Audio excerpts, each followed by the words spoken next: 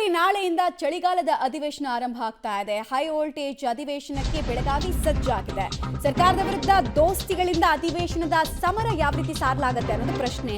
ಅಸ್ತ್ರ ಅಂತೂ ಬಹಳ ಇದೆ, ಭರಪೂರ ಅಸ್ತ್ರಗಳಿದೆ. ಅದರ ಪ್ರಯೋಗ ಎಷ್ಟು ಎಫೆಕ್ಟಿವ್ ಆಗಿ ಇಂಪ್ಯಾಕ್ಟ್ಫುಲ್ ಆಗಿ ಆಗುತ್ತೆ. ಅಸ್ತ್ರ ಒಂದು, ಮೈಸೂರು ಮೂಡಾ ಸೈಟ್ ಗೋಲ್ಮಾಲ್ ಪ್ರಕರಣವನ್ನ ಸಹಜವಾಗಿ ಪ್ರಸ್ತಾಪ ಮಾಡೋ ಸಾಧ್ಯತೆ ಇದೆ. ಅಸ್ತ್ರ ಎರಡು, ಬಳ್ಳಾರಿಯಲ್ಲಿ ಬಾಣಂತಿಯರ ಸರಣಿ ಸಾವಿಗೆ ಸಂಬಂಧಪಟ್ಟಂತೆ ಕೂಡ ಸರ್ಕಾರವನ್ನ ಇಕ್ಕಟ್ಟಿಗೆ ಸಿಲುಕಿಸಬೇಕು ಅಂತ ಪ್ರಯತ್ನಗಳಾಗ್ತಾ ಇದೆ. ಅಸ್ತ್ರ ಮೂರು, ಅಬಕಾರಿ ಇಲಾಖೆಗೆ ಸಂಬಂಧಪಟ್ಟಂತೆ ಆ ಮದ್ಯ ಮಾರಾಟಗಾರರ ಸಂಘ ಪತ್ರ ಬರೆದಿತ್ತಲ್ಲ, ಅದೆಲ್ಲವನ್ನ ಕೂಡ ಇಲ್ಲಿ ಪ್ರಸ್ತಾಪ ಮಾಡೋ ಸಾಧ್ಯತೆ ಇದೆ. ಹಾಗೆ ಅಸ್ತ್ರ ನಾಲ್ಕು, ರೈತರಿಗೆ ವಕ್ಫ್ ಬೋರ್ಡ್ನಿಂದ ಅನ್ಯಾಯ ಪ್ರಕರಣಕ್ಕೆ ಸಂಬಂಧಪಟ್ಟಂತೆ ಹಾಗೂ ಹೋರಾಟವನ್ನ ತೀವ್ರ ಸ್ವರೂಪವಾಗಿ ಮಾಡೋದಕ್ಕೂ ಕೂಡ ಸಿದ್ಧತೆಯನ್ನ ಮಾಡಿಕೊಳ್ತಾ ಇದ್ದಾರೆ. ವಾಲ್ಮೀಕಿ ನಿಗಮ ಅಕ್ರಮ ಪ್ರಕರಣ ಕೂಡ ಐದನೇ ಅಸ್ತ್ರವಾಗಿ ಪ್ರಯೋಗ ಮಾಡೋದಕ್ಕೆ ದೋಸ್ತಿಗಳು ಪಣ ತೊಟ್ಟಿದ್ದಾರೆ. ಬಟ್ ಇದನ್ನ ಒಗ್ಗಟ್ಟಿನಿಂದ ಪ್ರಯೋಗ ಮಾಡ್ತಾರೆ. ಈಗ ಬಾಣ ಪರಿಣಾಮಕಾರಿಯಾಗಿ ಬೀರಬೇಕು ಅಂದ್ರೆ ಅದರಲ್ಲಿ ಒಗ್ಗಟ್ಟು ಶಕ್ತಿ ಬೇಕು.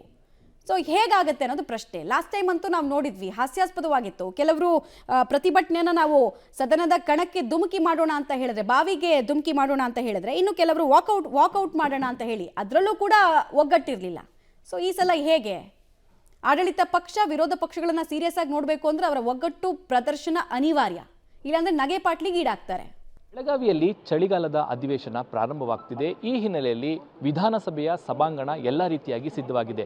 ಈಗಷ್ಟೇ ಸ್ಪೀಕರ್ ಖಾದರ್ ಅವರು ವಿಧಾನಸಭೆಯ ಸಭಾಂಗಣದ ಸಿದ್ಧತೆಗಳನ್ನು ವೀಕ್ಷಣೆ ಮಾಡಿದ್ದಾರೆ. ವಿಶೇಷವಾಗಿ ಈ ಬಾರಿ 9 ದಿನಗಳ ಕಾಲ ಅಧಿವೇಶನ ನಡೀತಾ ಇದೆ. ಹೆಚ್ಚು ಉತ್ತರ ಕರ್ನಾಟಕ ಭಾಗದ ಸಮಸ್ಯೆಗಳಿಗೆ ಈ ಬಾರಿ ಒತ್ತು ಕೊಡಬೇಕು ಅನ್ನುವಂಥ ನಿಟ್ಟಿನಲ್ಲಿ ಸಮಾವೇಶದಲ್ಲಿ ಹೆಚ್ಚು ದಿನ ಈ ಒಂದು ವಿಚಾರಗಳಿಗೆ ನಿಗದಿಯನ್ನು ಮಾಡಲಾಗಿದೆ. ವಿಶೇಷ ಅಂದರೆ ಈ ಬಾರಿಯ ಸ್ಪೀಕರ್ ಪೀಠ ಏನಿದೆ ಅದನ್ನು ಬದಲಾವಣೆ ಮಾಡಲಾಗಿದೆ. ಅಂದರೆ ಬೆಂಗಳೂರಿನ ವಿಧಾನಸೌಧದಲ್ಲಿರುವಂತಹ ಸ್ಪೀಕರರ ಪೀಠ ಯಾವ ರೀತಿಯಾಗಿದೆಯೋ ಅದೇ ಮಾದರಿಯ ಪೀಠವನ್ನು ಬೆಳಗಾವಿಯ ಸುವರ್ಣಸೌಧದಲ್ಲಿರುವಂತಹ ಸ್ಪೀಕರ್ ಅವರ ಪೀಠವಾಗಿ ಪರಿವರ್ತನೆ ಮಾಡಲಾಗಿದೆ. ಅಲ್ಲಿ ಯಥಾವತ್ತಾಗಿ ಆ ಒಂದು ಶಿಲ್ಪಕಲೆ, ಆ ರೀತಿಯಾದಂಥ ಮಾದರಿಯನ್ನು ಇಲ್ಲೂ ಕೂಡ ಸ್ಪೀಕರ್ ಅವರ ಪೀಠಕ್ಕೆ ಅಲಂಕಾರ ಮಾಡಿರುವಂಥದ್ದು ದೃಶ್ಯಗಳಲ್ಲಿ ನೋಡ್ತಾ ಇದ್ದೀರಾ. ಖಾದರ್ ಅವರು ಕೂಡ ಎಲ್ಲ ಸಿದ್ಧತೆಗಳನ್ನು ವೀಕ್ಷಣೆ ಮಾಡಿದ್ದಾರೆ. ಈ ಬಾರಿ ಅಧಿವೇಶನ ಈಗಲೇ ಹೇಳಿದಾಗೆ ಒಂದು ವಿಶೇಷವಾಗಿ ಉತ್ತರ ಕರ್ನಾಟಕ ಭಾಗದ ಸಮಸ್ಯೆಗಳನ್ನು ಚರ್ಚೆ ಮಾಡಬೇಕು ಅನ್ನುವಂಥ ನಿಟ್ಟಿನಲ್ಲಿ ಆಗ್ತಿರುವಂಥದ್ದು.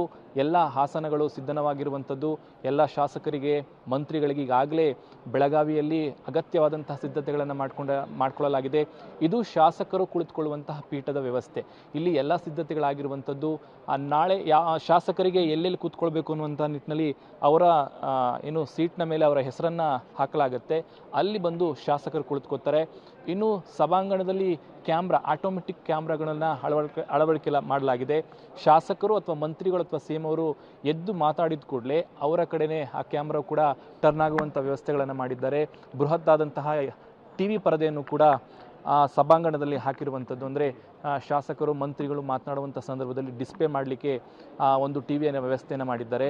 ಇನ್ನು ನಾನು ಈಗಾಗಲೇ ಹೇಳಿದಾಗೆ ಸೀಟ್ಗಳ ವ್ಯವಸ್ಥೆಯಲ್ಲಿ ಒಂದು ವಿಶೇಷವಾಗಿ ಬೀಡಿಂಗನ್ನು ಮಾಡಿದಂದರೆ ಸಿಲ್ವರ್ ಕೋಟ್ ಮಾಡಿರುವಂಥದ್ದು ಇಂದು ವಿಶೇಷವಾಗಿ ಈ ಬಾರಿ ಇದನ್ನು ಮಾಡಲಾಗಿದೆ. ಹೂಗಳಿಂದ ಅಲಂಕಾರ ಮಾಡಿರುವಂಥದ್ದು. ಕಾಗೇರೂರಿದ್ದಂಥ ಸಂದರ್ಭದಲ್ಲಿ ಮಹಾನ್ ನಾಯಕರ ಫೋಟೋಗಳನ್ನು ಅಳವಡಿಕೆ ಮಾಡಿದ್ರು, ಅದು ಮುಂದುವರಿಸ್ಕೊಂಡು ಹೋಗಿದ್ದಾರೆ. ಅದನ್ನು ಹೊರತುಪಡಿಸಿದರೆ ಹೂವಿನ ಅಲಂಕಾರಗಳನ್ನು ವಿಧಾನಸಭೆ ಸಭಾಂಗಣದಲ್ಲಿ ಮಾಡಿರುವಂಥದ್ದು.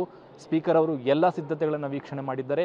ಒಟ್ಟಾರೆಯಾಗಿ ಈ ಬಾರಿಯ ಬೆಳಗಾವಿಯ ಚಳಿಗಾಲದ ಅಧಿವೇಶನ ಏನಿದೆ ಅದು ಯಶಸ್ವಿ ಆಗಬೇಕು ಅನ್ನುವಂಥ ನಿಟ್ಟಿನಲ್ಲಿ ಎಲ್ಲ ಸಿದ್ಧತೆಗಳಾಗ್ತಿದ್ದಾವೆ.